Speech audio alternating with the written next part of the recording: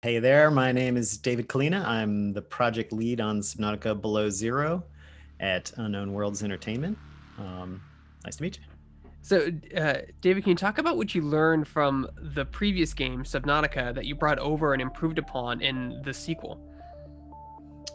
What have we brought over and improved upon? I think we tried to sort of improve on everything. It's at its core, Below Zero is very similar to the first game. Like the core gameplay survival loop. You're mostly underwater. You're exploring, collecting resources, scanning things, finding new recipes, building them, building vehicles, going deeper into the ocean, and uncovering all these secrets. All that core stuff is still there. But we did try to, like plus a lot of things, make the environments more rich and beautiful, add a story that was more forward and present and, and emotionally compelling. We did a little bit with surface gameplay, like adding a new dimension to the survival mechanics, new vehicles. So we did try to kind of take everything and just, tick it up a little bit. What did having the game take place in a colder environment, like an Antarctica-like biome, open up for your team creatively? Well, I think it was, it started just as sort of like cool visual inspiration, just a way to kind of, differentiate the types of life forms and, get some different colors into the palette.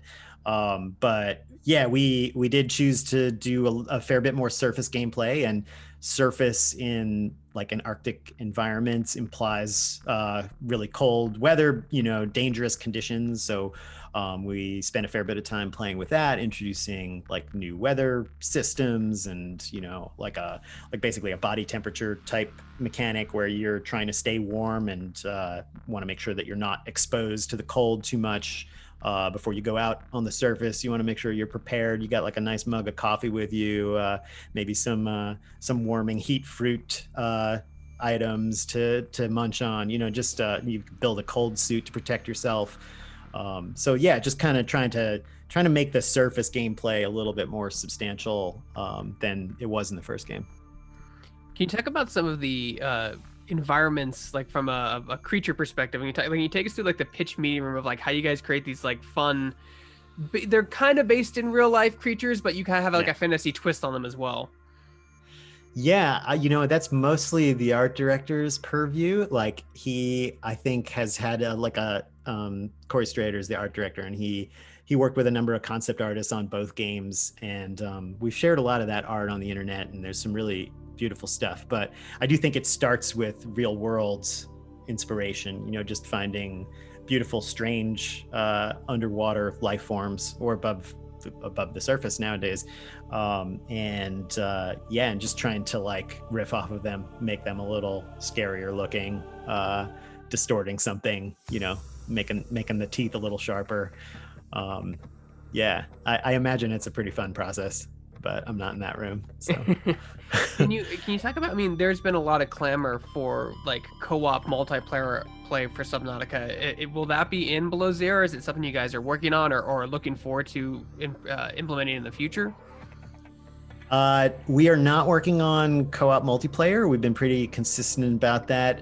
Unfortunately, we kind of just built the technology for Subnautica without it in mind all the way. So kind of retrofitting it at this point doesn't feel like it would be quite right. But we definitely hear people's eagerness to experience the game in a co-op mode. We actually recently, as a group, played the Nitrox mod for multiplayer. So this is a community mod that adds multiplayer to the first Subnautica, and it works surprisingly well. It's definitely got a lot of bugs and issues, but there were about a dozen of us, on a server swimming around that first world together. And I think that points the way to some future work. But for now, you have to, the mod is how to experience multiplayer if you're interested. Yeah, I think there's a lot of like consumers that don't understand like how game balance implements in co-op support. Like good example is like when Skyrim came out. That was a huge game, right? Everyone was like, "Oh, I wish this had co-op." But if you add co-op to a game like that, the whole combat mechanic changes, and like it all of a sudden doesn't work anymore. There's, so you got to be, and in your case, yours is a survival game with a ton of items and mods and like what can the co-op person touch, what's kept track, what can they take back into their world, that kind of stuff. And it messes with the fundamental design of the game, which can be difficult. Yeah, exactly. I think some people think you just like tick the multiplayer box in the build settings, but right, yeah, checkbox. it's really challenging. And there's subtle stuff too, like just representing the characters. Like we're often swimming around in first person. It's like a headless body. I mean, we cast a shadow, but there's all this expressiveness that we expect from a character in a multiplayer game, and not all of that is necessarily there. So there's a lot of animation work, and story needs to be updated to make sure it accounts for multiple players and all this stuff to really have it be that kind of like shipping quality experience that I think people want. Do you think it's interesting because like a lot of games that have underwater segments or levels or are underwater themed can be generally difficult, slow moving, and like not fun, but your game really kind of took off being underwater. I mean, the majority of your time is spent underwater. Why do you think your game works underwater when so many other game design and developers have failed to make fun underwater games? Oh, that's interesting. I don't know. I haven't really done a comparative analysis myself, but I think there must just be, like, I think we have like the right density. I think one of the real tricks with underwater games is that the like interactive density is hard to maintain when you're in this open space and you could go in any direction. So, and we're very like, we don't do hard gating. Like we really want to make an experience where like, it's up to you to push on the boundaries. You can swim as deep as you want, but you've only got so much oxygen. So you're gonna need to upgrade your tank and upgrade your vehicle. So you're always kind of pushing outwards underwater. And, but it's not like a hard line. It's not like a Metroidvania where you like get the bomb and now you can explode the door and you see the next level. Like it's all there for you. And we're always trying to like kind of tease you a little bit. Like, like, oh, just, if only I could get down there, like I could see that there's a creature there I haven't seen before. We're trying to play with the boundaries a bit. And I think, yeah, that's all just stuff from the original Subnautica's DNA that we've tried to like be really mindful of as we build these worlds. A lot of games, I mean, there's a lot of games, there's survival games and there are RPG games, but there's also the coin of like survival RPG as a sense in Subnautica, you're always collecting things, building things, like leveling up, improving your equipment. Like, what do you think is important about those RPG mechanics that take place in your game specifically? Well, I think it's like, we're trying to create a very open-ended progression, like a sense that you can really go in any number of directions. Like you can kind of choose your own path. You can have your experience in the world, but we still have to be pretty careful with like how we're putting things in the world so that it's, it's always possible to get that next tool, to get the vehicle upgrade that lets you go to the next, depth area and see that next biome, so I think, yeah, like it's a fair bit of work from the level designers to try and like carefully measure out like the material and make sure that it's all coherent, and working with the writing team to make sure that like we have like like explanations for why the different parts of the world are the way they are, so that you can really like start to get a sense for the space. I don't know if that answers your question. Yeah, kind of.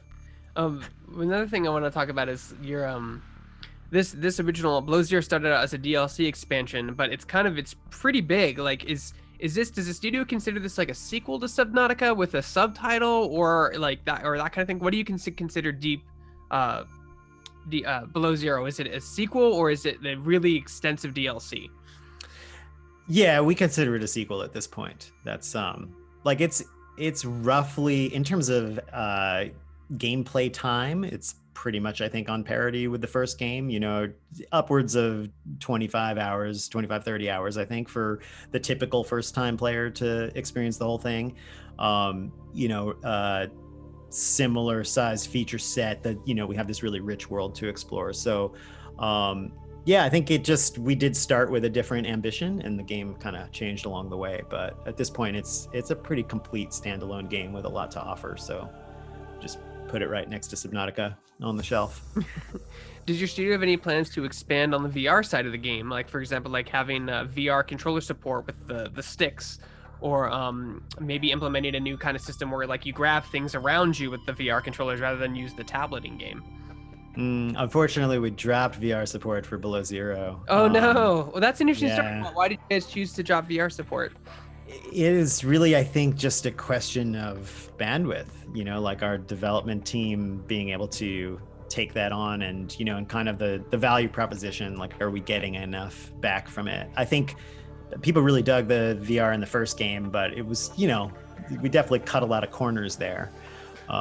So yeah, it was just kind of, I think to some degree it was just a decision we made that, wasn't the right time to double down on it. And, maybe it's something we'll look at again in the future, but yeah, it's not present in BZ. Yeah, even with PlayStation VR being relatively successful, it's still a very fairly user install base. So it's like you said, it's about time, money, and how much people you have on your team, and like dedicating that time to that could mean you have less content for below zero. So it becomes like a balance game, and that's when your kind of job comes in to make sure everyone's still on track, right? Yeah, totally. I don't love like having to be like, it's kind of fundamentally a business decision, but the market is still not totally there. I mean, we're seeing more success stories and more, like just in terms of just on the hardware side, like the popularity of the Quest 2, and it does seem like there's still appetite for content. But yeah, it does, putting an emphasis on it requires more people. And I think it's also important to our studio that we kind of stay relatively small, and, we don't end up with like all these specialist arms of the company that we, like always have to be doing something specific. Like we want to be kind of lean and have people who are, skilled in a lot of different areas. It's sort of more our makeup.